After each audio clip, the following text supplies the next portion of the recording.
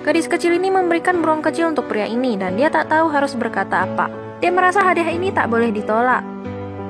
Saat dibuka, ternyata ada sebuah kalung di dalamnya. Dia sungguh terharu. Di dalam 10 tahun terakhir ini pertama kalinya dia mendapatkan hadiah. Dia adalah seorang mantan militer yang hebat. Hidupnya selalu tak tenang karena dia terus dihantui dengan profesi lamanya karena telah membunuh banyak orang. Saat dia tersadar dari mabuknya, dia selalu menyadari bahwa dirinya sedang menodongkan pistol ke kepala sendiri. Sampai pada suatu hari, dia bertemu dengan Pita. Demi mendapatkan pekerjaan, Chris menerima pekerjaan sebagai bodyguard Pita. Di suatu malam saat hujan, Pita akhirnya mengetahui rahasia Chris yang setelah sadar dari mabuk justru ingin bunuh diri. Sejak hari itu, Pita selalu menyuruh Chris untuk mengajari PR-nya, juga mengawasinya latihan renang.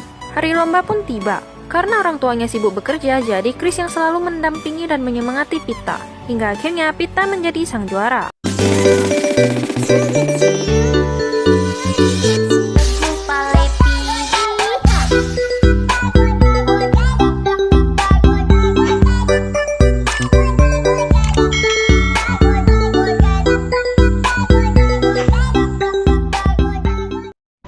Untuk merayakan kemenangannya, Chris mengajak Pita makan bersama dan bertemu dengan sahabatnya. Tiba-tiba Pita memberikan sebuah kalung kepada Chris.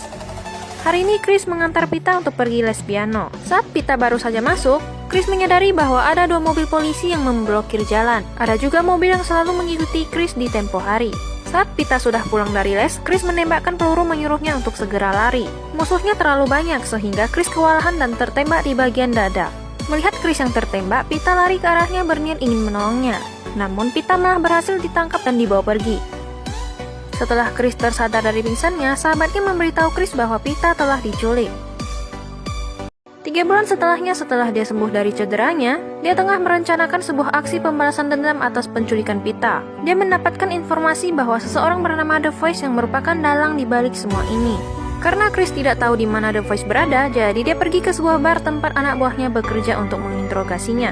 Dia menginterogasi ketiga orang ini, menanyakan apa mereka pernah melihat gadis di foto. Mereka hanya diam dan Chris langsung menembak satu di antara mereka. Tak lama setelah itu, si gendut yang di tengah akhirnya memberitahu bahwa orang yang memerintahkan untuk menculik Pita adalah seorang kepala polisi korup yang bernama Fuentes. Setelah mendapatkan informasi itu, Chris pun langsung membakar bar itu. Besoknya, Chris pun telah membuat strategi untuk menangkap Fuentes. Dia menunggu di sebuah rumah di lantai 2 dan bersiap akan menembak mobil pengawalnya dengan bazooka. Setelah jalanan macet, Chris langsung turun dan berhasil menculik Fuentes. Chris membawanya ke bawah jembatan untuk menginterogasinya. Di bokong Fuentes juga terdapat bom yang akan meledak dalam 5 menit. Cara ini terbukti efektif dan Fuentes segera memberitahu kebenarannya. Setelah mendapatkan informasi, Chris langsung pergi meninggalkan Fuentes begitu saja.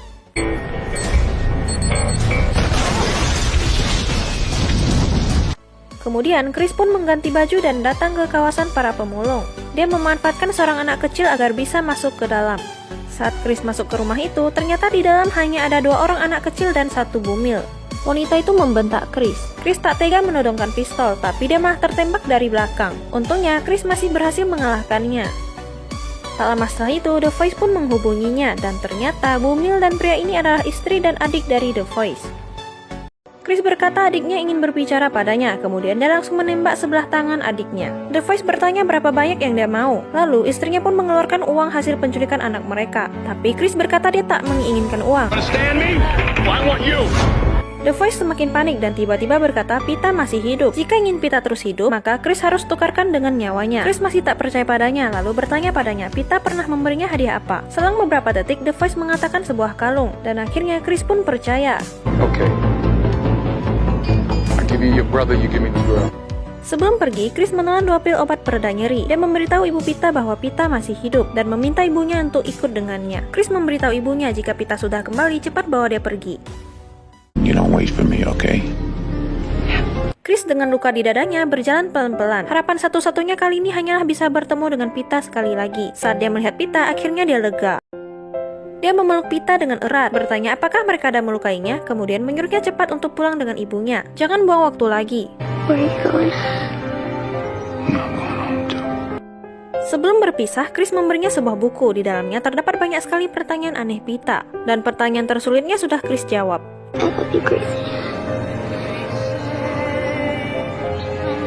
Yes, I do.